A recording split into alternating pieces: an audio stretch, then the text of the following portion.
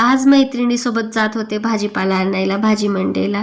दोघीचे पण 2-2 लेकरं आहेत, एकत्र खेळतात व्यवस्थित. टीव्ही लावून दिली होती आणि बाजूला आहेच लक्ष देणारे म्हणून निश्चिंत होऊन आले होते भाजीपाला आणायला. काही नाही, अर्धा तास लागतो, जास्त वेळ नाही. तोपर्यंत त्या खेळतात. पटकन जे जे भाजीपाला पाहिजे, वांगे, टमाटे, भेंडी, मिरची सगळं घेऊन टाकलं आणि मी येऊन इथं वाट बघत होते ताईंची. घरी आलो आम्ही पटकन आणि दारावर बघितलं तर ही चिठ्ठी होती, मम्मी मी आरोहीच्या घरी आहे.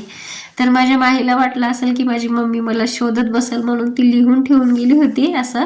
तर घरी आले तर दोघी पण आले आणि मी थोडंसं लाड केलं माझ्या बाळाला. त्यांना थोडंसं खायला दिलं होतं, त्यांनी खाल्लं आणि भाजीपाला सगळा मी एका बाजूला काढून घेतला.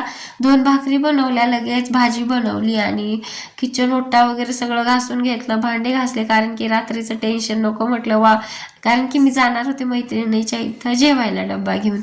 तसं तर आम्ही एकत्रच बनवतो, पण आज ठरवलं होतं की तुम्ही तुमच्या पद्धतीचं बनवा, मी माझ्या पद्धतीचं बनवते. तर चला, मस्त असं जेवण केलं. व्लॉग आवडल्यास लाईक करा, सबस्क्राईब करा. बाय.